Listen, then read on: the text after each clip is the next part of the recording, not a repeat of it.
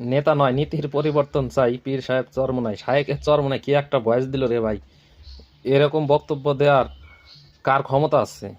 তো যারাই বক্তব্যটি দেখবেন অবাক হয়ে যাবেন, কি অসাধারণ একটি বক্তব্য।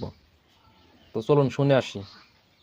আগামীতে যদি ইসলামী দলগুলি ঐক্যবদ্ধভাবে নির্বাচন করে, তাহলে বাংলাদেশে কোনো বুদ্ধিজীবীরা বুঝতেই পারবে না ঘটনা কি ঘটবে, বুঝতেই পারবে না কি ঘটনা ঘটবে। যেরকম যেরকম ইরানের গোপন অস্ত্রাগার থেকে নতুন নতুন নতুন নতুন অস্ত্র বের হচ্ছে, ইসলামী দলগুলো ঐক্যবদ্ধ হলে বাংলাদেশের ঘরের থেকে ইসলামের নতুন নতুন সংগ্রাম হবে, ইসলামকে বিজয় করবে তারা। যদি আমরা ঐক্য হই, এমন অস্ত্র বের হবে যা বাংলাদেশের গোটা দুনিয়ার নাস্তিকবাদীরা এবং ইসলামের দুশ্মনরা চিন্তা করতে পারবে না। আজকে আমাদেরকে লড়তে হবে। ফ্যাসিস্টের বিরুদ্ধে লড়াই করে আমরা জিতেছি, আর এক ফ্যাসিস্ট জন্মগ্রহণ করেছে।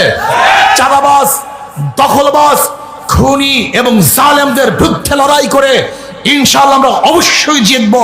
কোনো সন্দেহ আছে? কোনো সন্দেহ নাই। এর জন্য যুবকদেরকে সচেতন হতে হবে, মুরব্বীদেরকে সচেতন হতে হবে, আমার মা বোনদেরকেও সচেতন হতে হবে।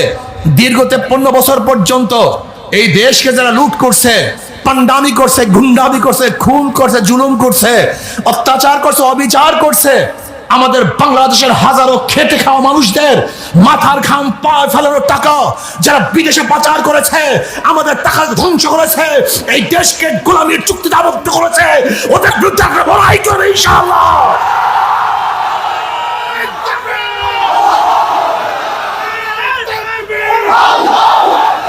লড়াই হবে ইনশাআল্লাহ। দখলদারের বিরুদ্ধে লড়াই হবে, চাঁদাবাজের বিরুদ্ধে লড়াই হবে, সন্ত্রাসের মোকাবেলায় জয় হবে ইনশাআল্লাহ।